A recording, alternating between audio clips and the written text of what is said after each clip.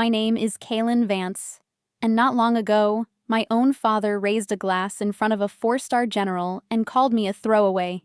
He said it like I wasn't in the room, as if my years of military service, my battle-tested decisions, and the sweat I poured into building something real meant absolutely nothing. That word didn't cut me. It clarified everything. I used to think silence was a kind of surrender, but that night I learned it could also be the beginning of a plan.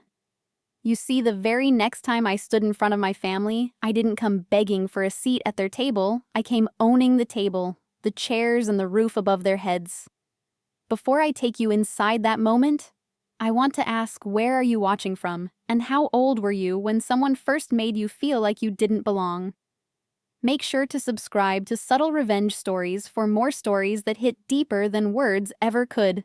They say words can wound deeper than any weapon, and I never truly understood that until the night my father raised his glass in front of 50 decorated officers, generals, and dignitaries and told the world exactly what he thought of me. It wasn't the words themselves that cut me. It was the calm, deliberate way he delivered them, like he was stating a fact about weather or traffic. "Genevieve is the future of American strategy," he said with pride that made his voice ring through the grand hall at Fort McNair. Then his gaze shifted to me, tucked in the corner, half hidden behind a floral arrangement, and with a dismissive shrug he added, "Kalin. On the other hand, she's just a supply clerk, a throwaway." The word hung there like fog over a battlefield. No one corrected him. No one laughed too loudly, but a few smirked and some looked away, pretending they didn't hear it. And I didn't flinch. I didn't allow my hands to tremble or my face to fall. That's the discipline the Marines gave me. And in that moment, it became my armor. The room was a blur of polished boots, starched collars, and sparkling wine glasses. Crystal chandeliers threw fractured light across walls lined with military history. People stood in tight clusters exchanging legacy like currency. My sister, Genevieve Major Thorne, now was the center of it all, basking in the admiration she was born and bred to receive. She was flawless in her crisp uniform, her blonde hair pulled into a regulation bun, her smile so rehearsed it could sell anything. And me? I stood in a navy cocktail dress that said civilian outsider other. I didn't belong, and they wanted me to feel it. My mother passed me once that evening, offered a nod so curt it could have been mistaken for a tick. Her eyes scanned the room for someone more important. She found the general's wife and floated toward her like a magnet drawn to political capital. Even my glass of water felt like a prop, something to hold so I wouldn't look entirely untethered. I knew better than to cry. Tears don't mean anything in a house like the one I grew up in. They were viewed as weakness, or worse, self-indulgence. But inside me, something shifted. It wasn't rage. It wasn't even sorrow. It was recognition. That word, throwaway, wasn't new. He'd called me that before in ways so subtle they almost went unnoticed. But that night, he said it out loud on record for everyone to hear. And for the first time, I felt something different. I felt free. Have you ever had a moment like that when someone's cruelty stops surprising you and starts setting you free? Let me know in the comments. Because that night, I didn't just walk out of that room. I walked out of a life that was never truly mine. It's strange how the quietest memories can leave the deepest scars. I don't remember every insult my father hurled, but I remember the way the dining room felt silent. Cold, pristine, like a museum designed for legacy, not for love. The table was heavy mahogany, polished so perfectly you could see your reflection in it, but not your worth. He sat at the head, my mother at the other end, and Genevieve in the spotlight between them. Every night it was a performance where I didn't have a script. I still remember the night I brought home my robotics project in my sophomore year of high school. I had spent weeks designing a small all-terrain drone, something that could navigate over rubble or harsh terrain. I'd figured out how to improve its battery efficiency by 12%, something even my teacher was impressed by. I sat there at dinner, my heart beating fast, waiting for a moment to speak. When I finally shared my excitement, hoping for even a flicker of interest, my father didn't even look up right away. "That's interesting, sweetheart," he said after a pause, giving my shoulder a brief, distracted pat.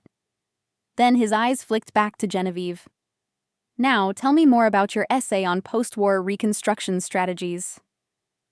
Just like that, my moment dissolved into steam, unseen, unacknowledged, unimportant. That wasn't an isolated event. It was a pattern like the stitching on one of his tailored suits, consistent, subtle, and unmistakably intentional. Genevieve's ideas were debates. Mine were dismissed. Her future was discussed with strategic foresight. Mine was tolerated like a minor inconvenience. There were no yelling matches, no slammed doors.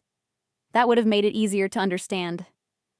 Instead, I lived in the silence between conversations, the glances that passed over me, the invitations that never came. The favoritism wasn't loud, it was calculated. And I learned to live around it like a river finding its way around stone. You might wonder why I didn't rebel sooner, why I didn't storm out, scream, demand to be seen. But here's the truth. When you grow up invisible, you start to believe that's the only way you're allowed to exist. You learn to shrink yourself so the golden child can shine brighter. You convince yourself it's noble to stay small. Have you ever tried to share something that mattered to you only to watch it be brushed aside like it never existed? That kind of dismissal doesn't make you loud. It makes you quiet in the worst kind of way. It teaches you not to speak up. But even silence has its limit. And mine? Mine was coming fast. The letter arrived on a Thursday. I remember the exact way it felt in my hands, thick textured paper tucked inside a government envelope. Inside was my official acceptance into the United States Marine Corps. I hadn't told anyone I'd applied. I didn't dare. My parents would have either laughed or lectured, and I couldn't bear either. I wanted something of my own, something I didn't need permission to want. So I left the envelope on my father's desk, centered neatly like a military report. No sticky note. No explanation. Just truth delivered quietly. That evening, he summoned me into his study. The walls were lined with books about power warfare and statesmanship. A leather globe sat in the corner, turned just so Africa faced the room. He didn't look up at first. When he did, the letter sat on the desk between us untouched. "You've disgraced this family, Kalin," he said, his voice a low, deliberate hum. No raised tone, no theatrics, just surgical disappointment. "You chose grease and grit over legacy and honor." But he didn't understand what I was chasing. It wasn't glory or rebellion, it was clarity. I had been inspired by my high school history teacher, Mr. Abernathy. He once told our class, "History isn't just written by the generals, it's carried on the backs of logisticians who make sure the army can march." That sentence lodged in my chest like an anchor, and it never left. I didn't want to stand at the podium. I wanted to keep the mission alive. I didn't want to be applauded, I wanted to be needed, but my family couldn't see that. To them, if your name wasn't followed by a rank or a title, you were nobody. Logistics wasn't strategy. Supply wasn't glory. Service wasn't service unless it was polished, presented, and posted on the wall. So I left. I boarded a bus before dawn, carrying only a duffel bag and a copy of A Higher Standard by General Anne E. Dunwoody. The windows fogged as we pulled away, and I didn't look back. When I stepped off the bus at Paris Island, South Carolina, the air hit me like a slap, thick with salt sweat and transformation. From the moment I stood on that yellow footprint, I knew I was no longer Kalin the disappointment. I was Recruit Vance, and here no one cared about my family name. They cared about what I could do. Have you ever made a choice so bold it frightened even you? One that separated you forever from the life you came from? That's what the Marines were for me. Not an escape, but a rebirth. And though the road ahead would be punishing for the first time, I could already feel it. It would be mine. My 16th birthday was supposed to be small. I didn't ask for a car or a party with 100 people. All I wanted was dinner at the little Italian place near our house, the one with the checkered tablecloths, and the chocolate mousse that came in tiny glass jars. I imagined my mother would order a cake from the local bakery, maybe with my name in blue icing. I imagined my father just once might look me in the eye and tell me he was proud of me. But none of that happened. Because that same evening, a U.S. senator, someone my father had been trying to impress for years, had a last-minute opening for dinner. So my birthday disappeared. They didn't sit me down and explain.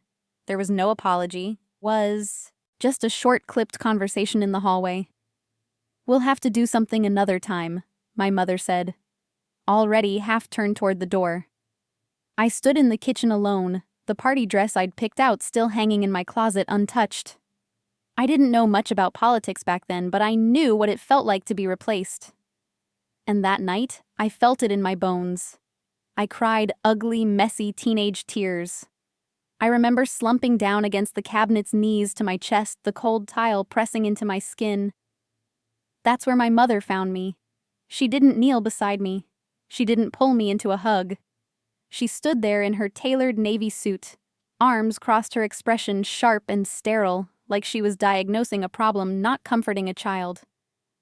"Kalin, grow up," she said, not unkindly, but with finality. "What is one birthday compared to a relationship that could help Genevieve secure a prime position after graduation? Don't be selfish." That was the moment something inside me cracked, not loud, not shattering, but slow, like ice splitting beneath your feet. Because in her words, I saw the truth: my future didn't matter. My joy was disposable. A birthday dinner meant nothing if it didn't serve their narrative. And I was selfish for wanting to be seen. Have you ever had a moment when someone made you feel like your very existence was an inconvenience? When the people who were supposed to protect you turned you into a cost-benefit calculation? That night taught me something no classroom ever could. Love in my family wasn't given, it was earned. And I had failed to meet the terms. They say the real transformation doesn't happen in the spotlight. It happens in the silence, in the sweat, in the solitude. That was exactly what Paris Island gave me. The moment I stepped off that bus, everything I knew about identity was stripped from me, literally. My name became Recruit Vance. My long hair fell to the floor in chunks beneath the buzz of clippers. My civilian clothes were folded away like the past I was leaving behind. In its place was a uniform that didn't care who your father was or what school your sister got into. It only asked one question: could you endure? The days bled together in a haze of shouted commands, endless drills and exhaustion so thick I forgot what rest felt like. We ran until our lungs burned, held planks until our muscles shook, and scrubbed floors until our knees ached. The heat wrapped around us like a second skin, humid, relentless, and inescapable. But in that brutality, I found a strange kind of comfort. No one judged me for being quiet. No one dismissed me for not having the right ambitions. Here, I wasn't just seen, I was tested.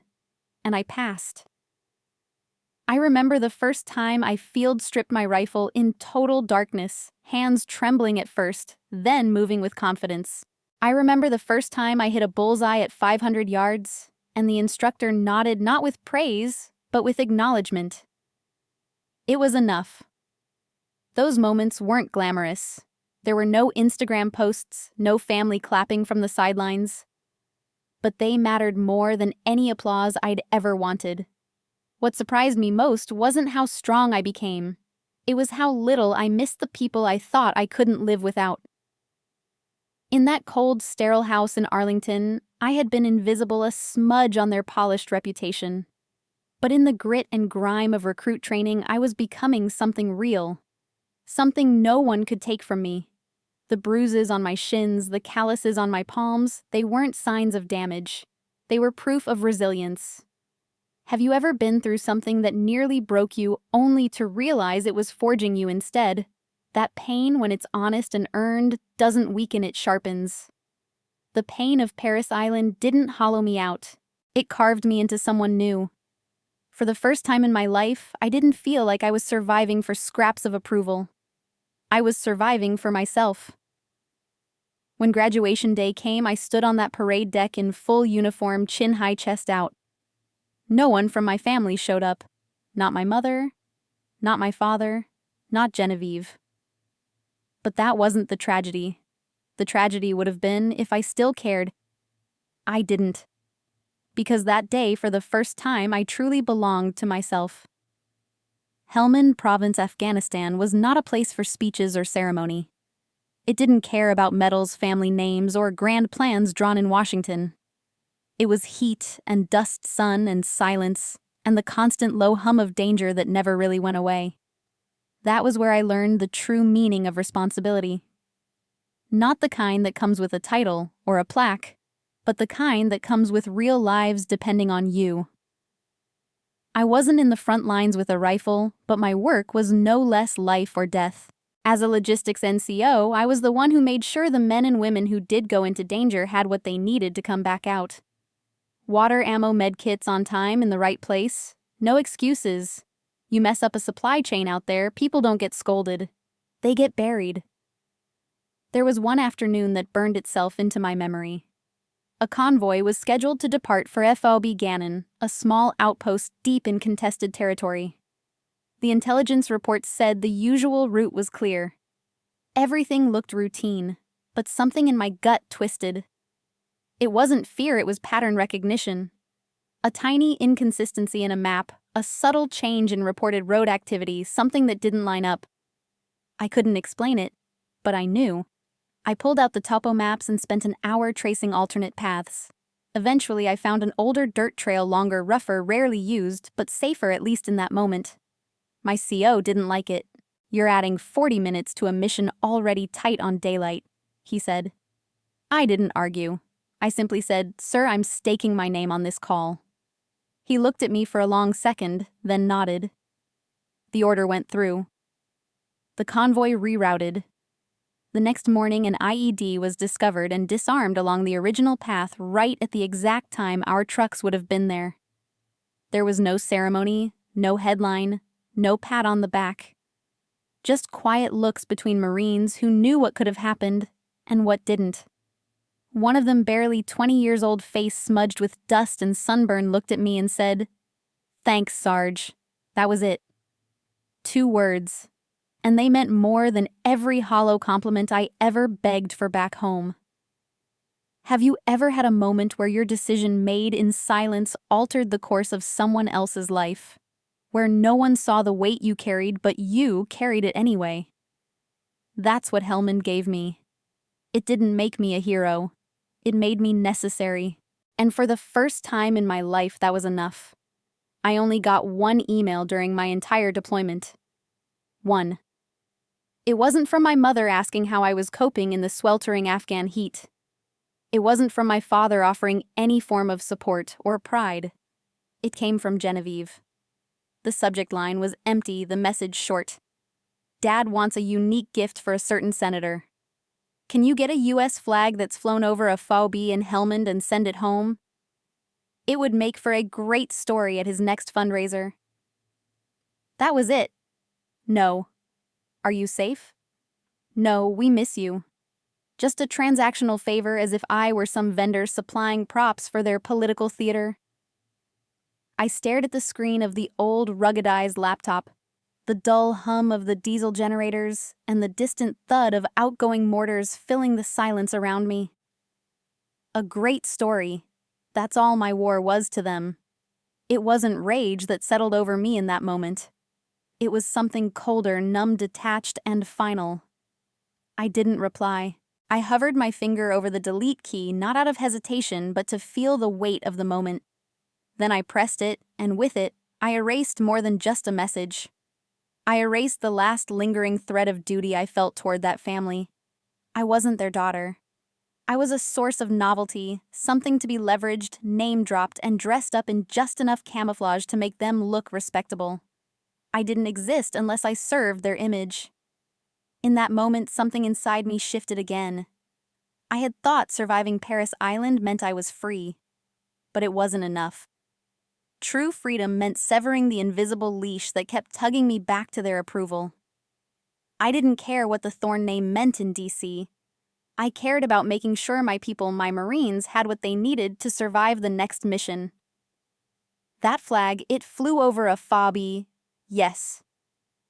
But I gave it to a young corporal who had just lost two of his best friends in an IED blast. He needed it. Not a senator. Not my father. I never mentioned that to anyone. Have you ever realized with crystal clarity that the people you thought you were fighting to impress never even saw you as real? That you were only a piece on their chessboard, useful until expendable? That day in that heat surrounded by sandbags and satellite dishes, I realized something heartbreaking but necessary. I didn't owe them anything. Not anymore. I didn't need their stories, their praise, or their bloodline. I just needed one thing: a life built on truth, not performance. When my deployment ended and the C-17 wheels lifted off the Afghan dust for the final time, I didn't feel triumphant. I felt hollow. I had survived heat exhaustion, near misses, and the kind of invisible wounds no medal could account for. But I hadn't come home. I had simply landed back on American soil. And I knew exactly where I wasn't going. I didn't drive south toward Arlington. I didn't crave their polished hallways or curated silences. Instead, I pointed my truck north toward the grit and steel of Baltimore. It wasn't beautiful, but it was honest. I found a rundown industrial garage tucked between a shuttered tire shop and a broken sign for a welding school. The concrete floors were stained with oil. The air smelled like rust and damp hope. But it had 4 walls, a roof that didn't leak too badly, and enough space to build something real. I had nothing but my discharge pay, a laptop patched together from parts, and years of battlefield logistics buried in my bones. That's where Aegis Command was born. Not as a company, but as a rebellion. With a can of white spray paint, I stenciled the name across the metal roll-up door. It wasn't pretty. It didn't have a logo. But it was mine. I wasn't trying to impress anyone. I was trying to solve a problem. I poured everything I'd learned in Afghanistan into lines of code, algorithms, and interface designs. My guiding star wasn't a business school model. It was every supply chain screw-up I'd had to fix under fire. I knew what failure looked like. I'd cleaned up its aftermath. I wasn't building theory. I was building survival. My diet was ramen and burnt coffee from a cracked Mr. Coffee machine. My furniture was a folding chair and a surplus cot. My friends were the clack of my keyboard and the hum of passing freight trains outside. But even in that isolation, there was a strange peace. No one was watching. No one was judging. And for the first time, I was building something that couldn't be ignored. Have you ever built something not for profit, not for applause, but because you had to? Because it was the only way to make sense of everything you'd been through. That garage wasn't just shelter. It was sanctuary. I was turning pain into product. Strategy into software, scars into structure. And maybe, just maybe, that was the beginning of something no one could ever take from me again. The silence after I launched my first round of emails was suffocating. I had written nearly 100 proposals, each one tailored, precise, and packed with real battlefield insight, but no one answered. Days turned into weeks. My inbox was a graveyard of auto-replies and polite dismissals. I'd expected that, but I still held on to a thread of hope that somewhere someone would see past the lack of a polished pitch deck and recognize what I was building. Then, one gray Tuesday morning, my phone buzzed. An unknown number from Ohio. I almost didn't answer. But something in me, maybe that stubborn Marine instinct, said, "Pick up." The voice on the other end was direct, no nonsense. "We're a small logistics firm. Got your demo. Looks interesting. Can you be here tomorrow?" I didn't ask for details. I didn't ask who'd be in the room.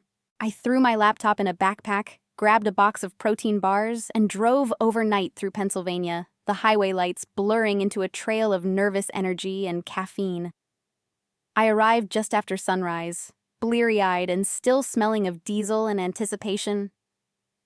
The building was plain forgettable, the kind of place you'd pass without noticing.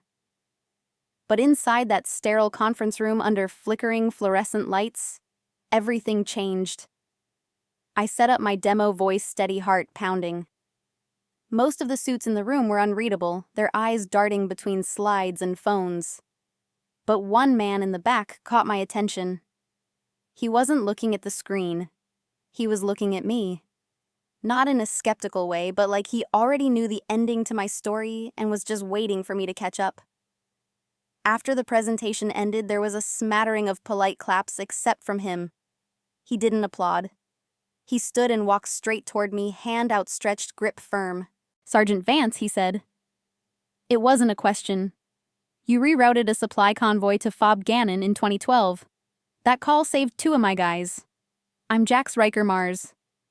The name didn't register at first, but the words did. He remembered. Not the slide deck, not the metrics. He remembered me. Not the throwaway, not the shadow, but the Marine who made the right call when it mattered. Have you ever had someone look at you and see exactly who you are, not who you were told to be? That moment in a gray room in Ohio changed everything. Because in a sea of indifference, one man saw my worth without needing it translated. He didn't ask for credentials or family history. He remembered the decision that mattered. And in that moment, I knew I wasn't invisible anymore.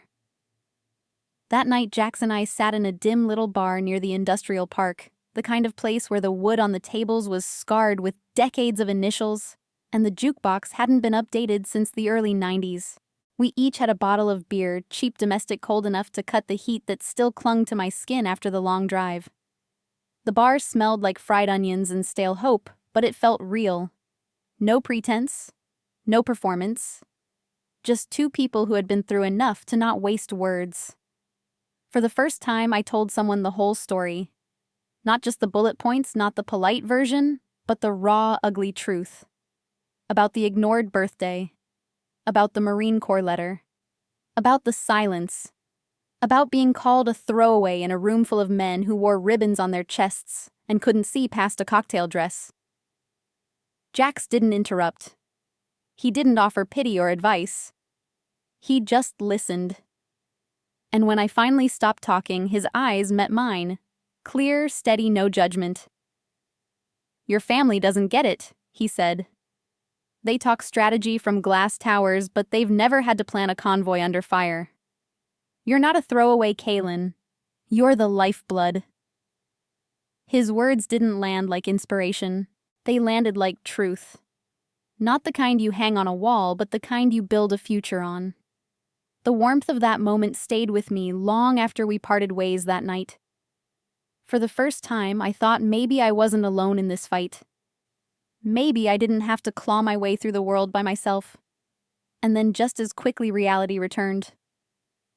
A week later, I got the call. The number on my phone made my stomach turn. My father. I almost didn't answer. I should have let it go to voicemail. But old habits die hard. "Kalin," he said, voice as booming and arrogant as ever. "I saw mention of your little company in a newsletter. Seems you've finally figured out how to generate value." It wasn't a compliment. It was an evaluation, like I was a stock he was considering reinvesting in. Then came the real reason for his call. "It's time you fulfill your duty to this family.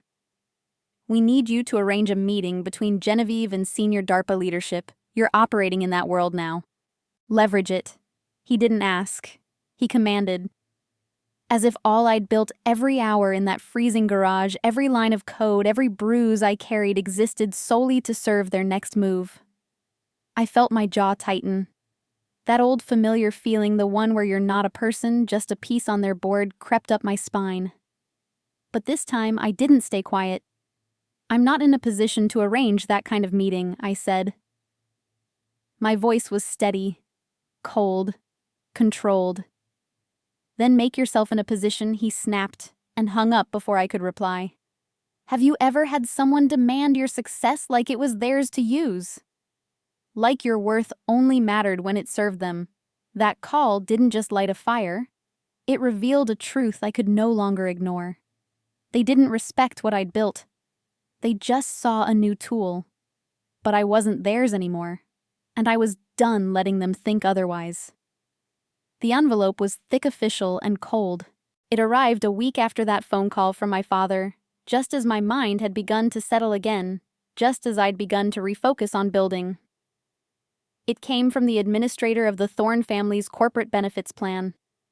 Inside was a formal letter drenched in legal jargon, but clear in intent. Effective immediately as a non-dependent adult with her own income, I was no longer eligible for health coverage under the family's plan. It wasn't about money. I could afford insurance now. No, this was a message, a punishment, a reminder. They couldn't control me emotionally anymore, so they'd try to control me practically. I held that letter in my hands and didn't blink, didn't curse, didn't tear it up.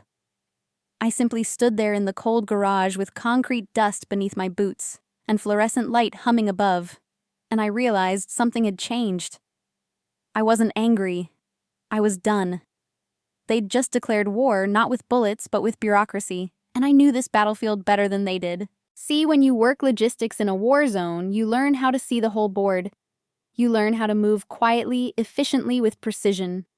You learn how to anticipate needs, secure resources, and dismantle threats before they take root. That letter didn't break me. It activated something I'd kept buried. I wouldn't yell. I wouldn't beg.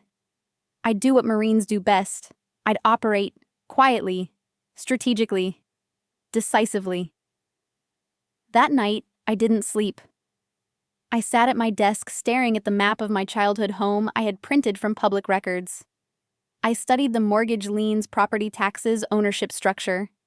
Then I opened another browser tab and started searching medical billing collection agencies, then hedge funds, then high-risk lending portfolios. I wasn't looking for revenge. I was looking for exposure, weakness, leverage. And the more I found, the more the puzzle came together. Have you ever had a moment when clarity hits you so hard it feels like your entire life up to that point was just rehearsal? That was me hunched over my screen, a cup of cold coffee untouched beside me, as I realized I didn't need to fight them in their world. I could make them answer to mine. They thought they'd cut me off, but all they did was remove the last thread tying me to their illusion of power. That letter was supposed to remind me of what I'd lost, but all it did was remind me of what I'd learned.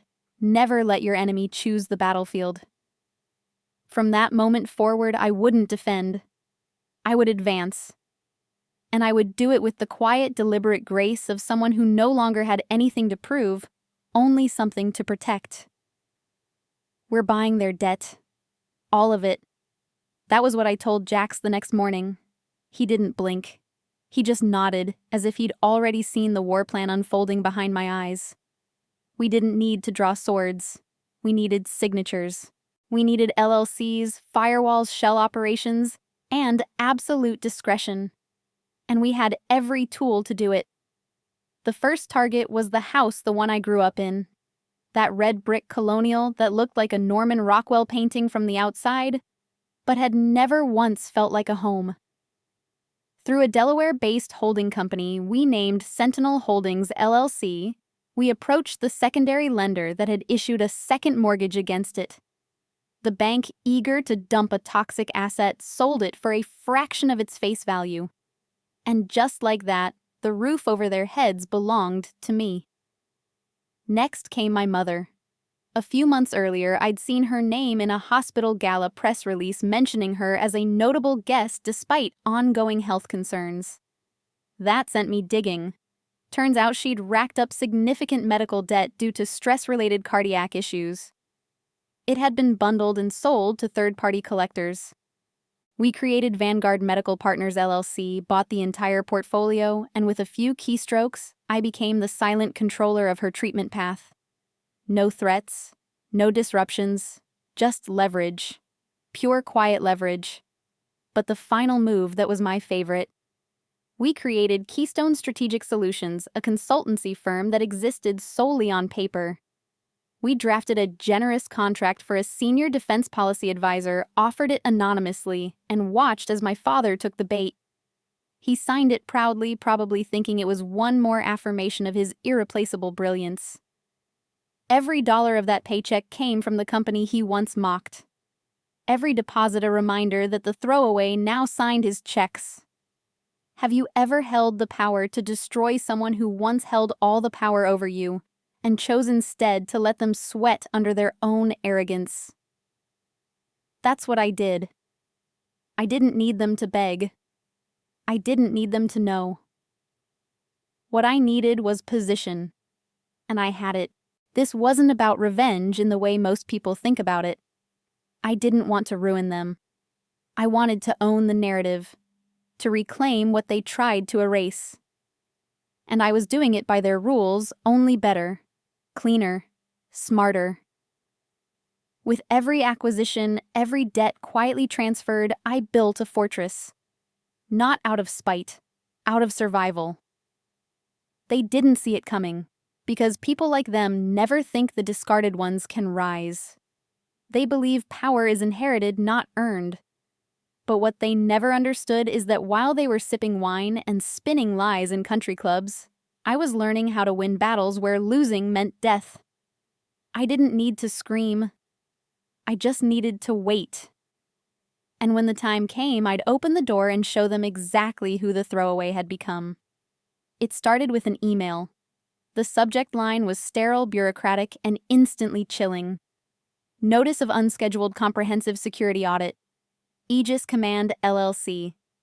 At first glance, it looked routine, but I knew better. I had lived long enough in federal systems to recognize the difference between a checkup and a surgical strike. This wasn't a compliance formality. It was an autopsy. They weren't looking to verify anything, they were looking to find something, anything that could justify shutting us down. The Sender Defense Logistics Agency. But the motive, that was closer to home. Jax was already on it before I finished reading. He made some quiet calls, the kind only a man with scars and secrets could make. By dusk, we had the answer. A senior civilian official at the Pentagon, someone who happened to play golf with my father every other Saturday, had casually suggested the audit. No paper trail, no direct order, just a whisper in the right ear. The Thorne family didn't just want me silent, they wanted me disqualified. I sat at my desk watching the audit request blink on my screen like a threat in Morse code. My jaw clenched, not because I was afraid, but because it confirmed everything I'd tried so hard not to believe. They hadn't changed. They never would. Even now, when their debts were quietly owned by a faceless network of shell companies, my companies, they still believed they could crush me from behind the curtain. But they'd made a critical mistake. They assumed Aegis Command was a startup stitched together with duct tape and ambition. They didn't realize it was built with the same discipline I had learned when convoy routes determined whether Marines lived or died.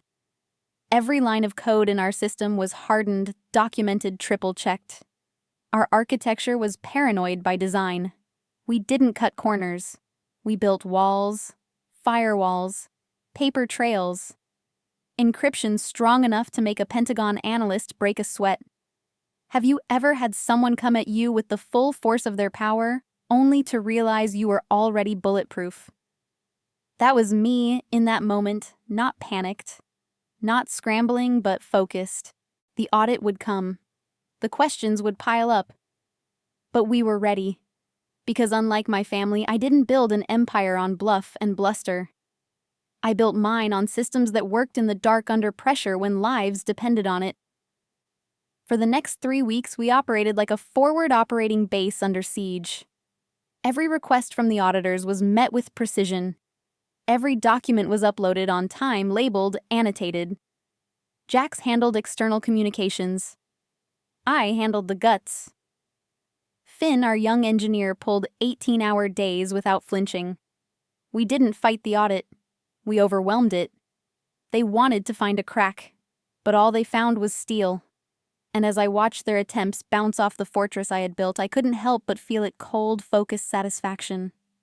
They tried to drag me back into their war. Instead, they walked straight into mine. The final report arrived on a Thursday.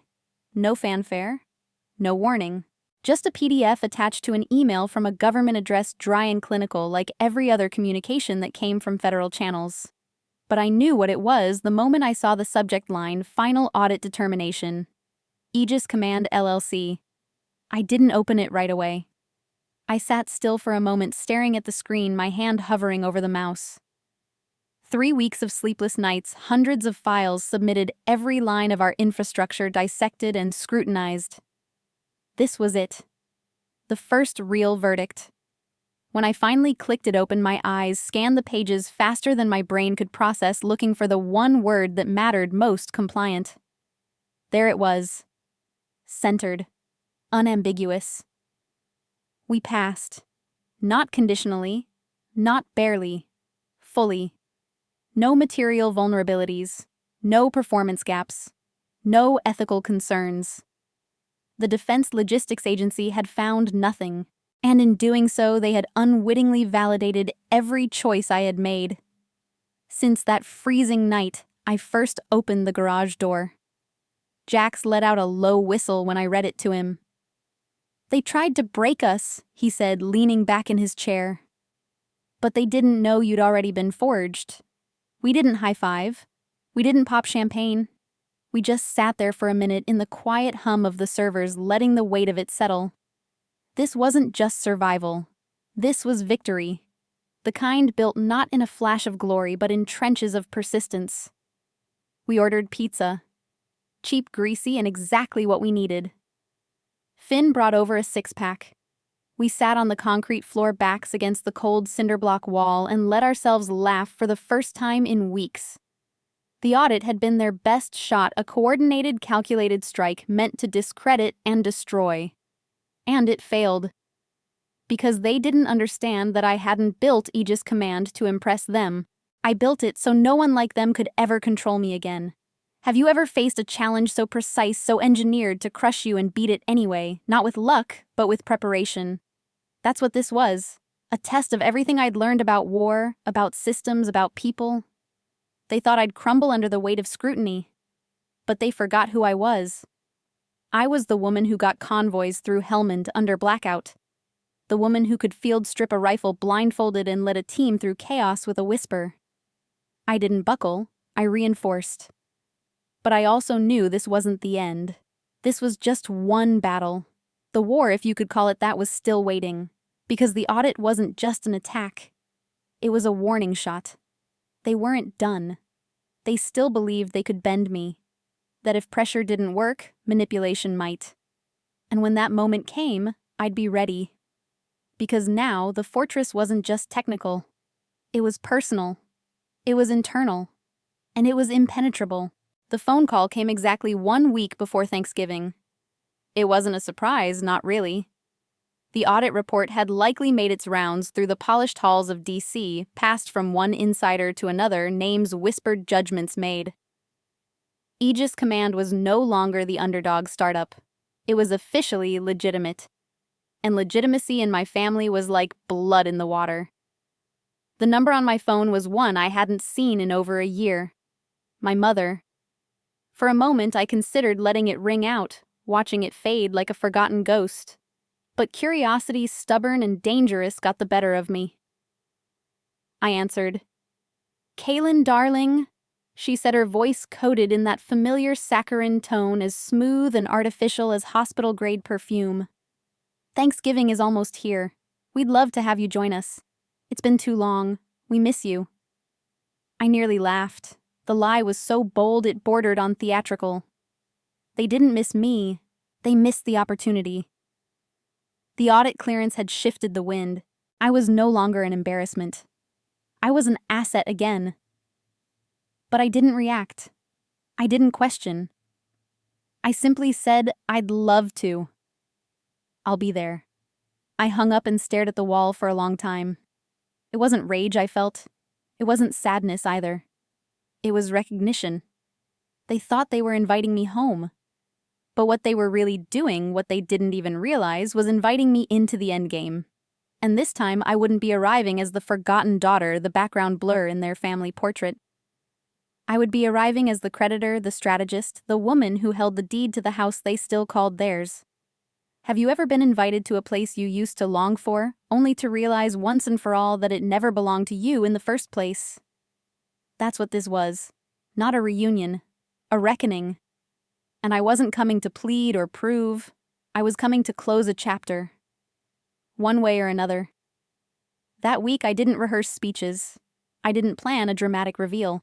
I simply gathered the documents, the deed transfer, the medical debt acquisitions, the consulting contract signed blindly by my father. All tidy, all legal, all irrefutable. I placed them in a slim black folder and tucked it inside a leather satchel. The folder wasn't thick, but it carried the full weight of my silence, my years in the dark, and every step I took to claw back my worth without ever raising my voice. When Thanksgiving Day came, I didn't dress for warmth or sentiment. I dressed for clarity. Simple, professional, composed. I arrived at the Arlington house just as the golden hour light settled over its manicured lawn and symmetrical facade. It looked perfect from the outside, but inside it was already crumbling, and I had come to let it fall. The Arlington house smelled like roasted turkey sage stuffing and simmering hypocrisy. The dining room gleamed with tradition, fine china-polished silver linen napkins folded with military precision. Everything was curated down to the flicker of candlelight, dancing off the Waterford crystal. At the head of the table sat my father, carving knife in hand, his movements slow and deliberate, like a man still convinced he controlled the room. My mother floated around with practiced grace, fussing over the cranberry sauce, pretending this was just another Norman Rockwell holiday scene. And Genevieve. She looked picture-perfect in a cream cashmere sweater, laughing softly, wine glass in hand, as if we were all exactly who we were supposed to be. But something in the air had changed. They didn't know it yet, but they would. I took my seat without a word. I didn't smile. I didn't frown. I watched, observed, measured the rhythm of the room like a combat zone before dawn. Dinner passed in a strange pantomime small talk, forced laughter, overly cheerful anecdotes. They were waiting. I could feel it. They didn't invite me for family. They invited me for favor, and they were just biding time until the ask. It came after dessert. The plates were pushed back, the wine was refilled, and the pretense of warmth had stretched as far as it could go. My father set his utensils down with a soft, calculated clink. He folded his hands over his plate and smiled at me, practiced performative hollow. "Kalin," he began, "your mother and I are so incredibly proud of what you've accomplished with your company.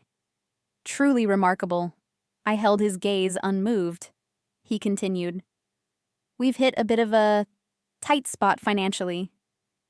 Temporary, of course, but with your recent success, we were hoping you might be in a position to help."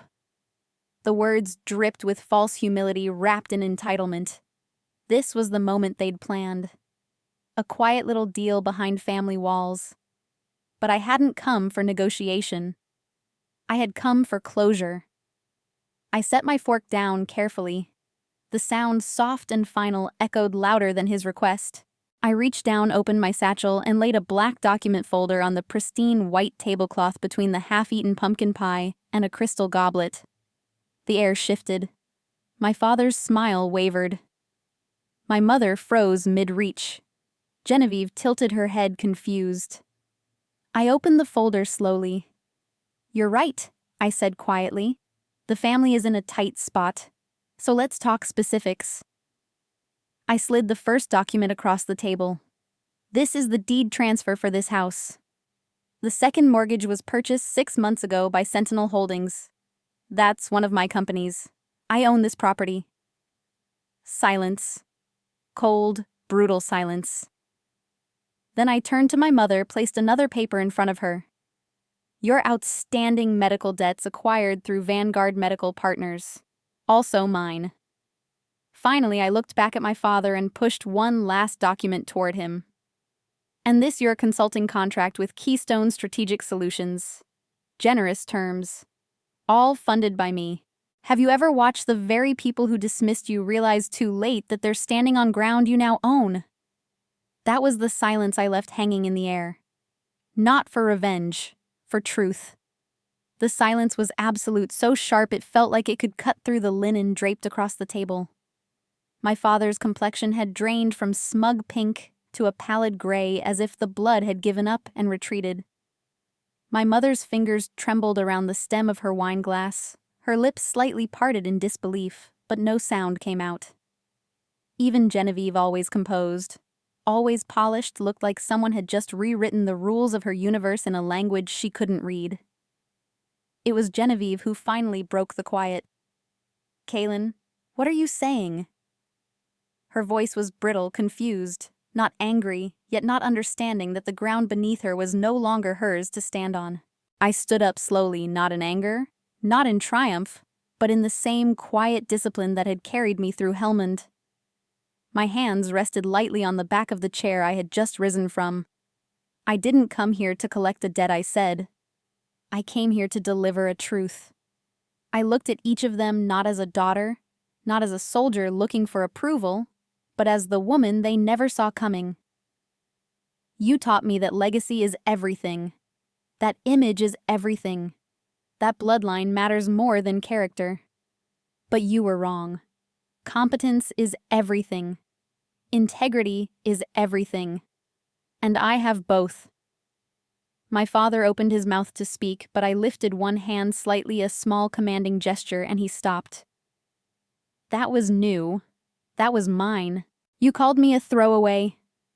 I continued, my voice calm and exact, but tonight, that throwaway is the reason you still have a roof over your heads, the reason your medical care hasn't been frozen, the reason your name still carries weight in defense circles. Because I allowed it. I let those words hang there, not to hurt, but to clarify. For once, they needed to sit in what they had ignored. I leaned forward just enough for my next sentence to land like a gavel. From this moment on, the terms of our relationship are different. I am not your daughter in the way you've defined it. I am the person who controls the very stability you've been pretending to own. And I will protect that, not for you, but in spite of you. Have you ever had to define love through distance, to rewrite your place in someone's world with the clarity of detachment? That night, I didn't scream. I didn't cry. I didn't plead to be seen. I simply took control, not with revenge, but with rules. Because real power doesn't need to raise its voice. It just needs to stop asking for permission. I left that house with my head high, my documents folded neatly back into their case. No dramatic exit. No parting shots. Just the slow closing of a door behind me. And with it, the final click of a lock that had taken me 31 years to find. The days that followed felt like standing in the quiet after a storm. But it wasn't peace. It was the silence of a battlefield still littered with consequences. My father didn't call. He retreated into the same sullen quiet he used when power slipped from his hands. My mother, on the other hand, launched a campaign of emotional warfare. First came the tearful voicemails trembling with faux vulnerability. "We never meant to hurt you, Kalin. You misunderstood. We just want to start over." Then came the accusations cloaked in concern. "How could you do this to us after everything we gave you?" And finally the venom. "You're heartless. Cold. You've destroyed your own family for ego." Genevieve chimed in through text. Her words hit hard, not because they hurt, but because they were so hollow. "You've become a monster, Kalin. You're everything Dad said you'd turn into." I didn't respond. Not once. Not because I didn't have words. I had too many. But nothing I could say would matter in a war I had already won. Instead, I did something far more final.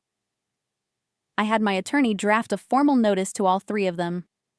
It was brief, unemotional, surgical.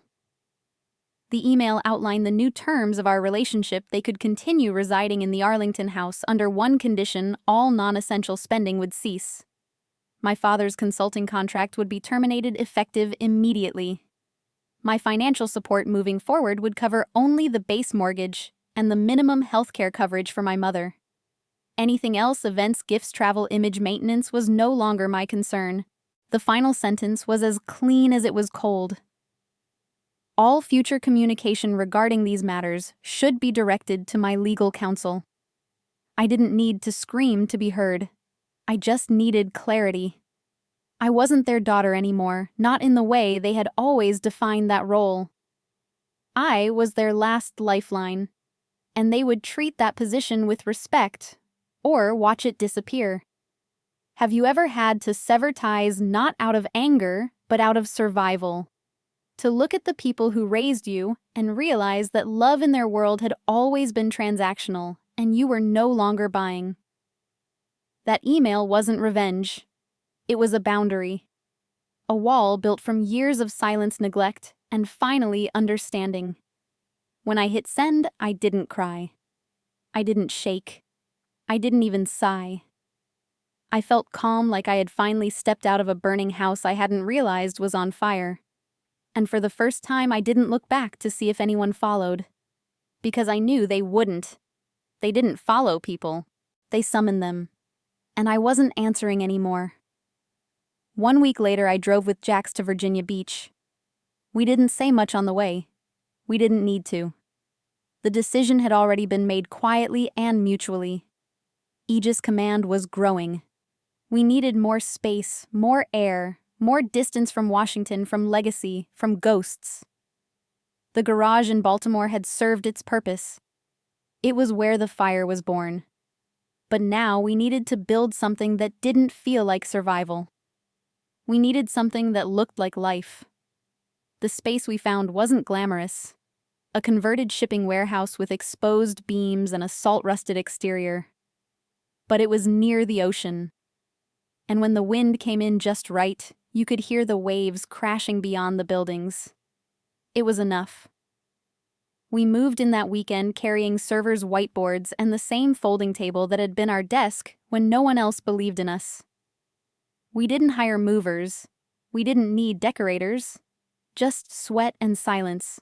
That Sunday evening, we sat on the sand, beers in hand, watching the gray Atlantic roll in beneath a pale sky. I hugged my knees to my chest and stared at the horizon, trying to name the feeling sitting in my chest. It wasn't victory. It wasn't grief. It was something quieter, something heavier. "How are you feeling?" Jax asked, his voice low, steady. I took a long breath before answering. "Empty," I said, like I cut something off that was killing me. And now all that's left is the ache. He nodded, didn't push. He just sat beside me, offering the kind of presence that doesn't demand, doesn't fix, just is. Have you ever won a battle you never wanted to fight, only to realize that the real cost wasn't what you lost, but what you had to let go of to survive it? That's what this was. I didn't feel proud. I didn't feel strong. I felt clean, like a wound had finally been lanced, even if it still throbbed in the quiet. The next morning, I walked into our new headquarters and looked around at the scattered equipment, the cables, the smell of paint, and fresh possibility. And I realized something. My legacy wasn't in the house I'd grown up in. It wasn't in the approval I never received, or the contracts I'd won. It was in the choice to walk away. To not answer the phone. To not let bloodline define worth. Later that week, I filed the paperwork for something I'd been dreaming about since my last night in Afghanistan. A foundation, funded directly from Aegis profits. Its mission would be simple: provide seed capital and mentorship to female veterans starting their own businesses. I called it the Valkyrie Initiative. Because we don't just survive. We rise. And we choose who gets to walk into the next chapter of their lives with power and dignity. The final call came nearly a year later.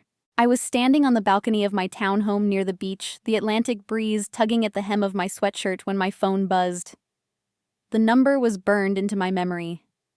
Alistair Thorne. My father.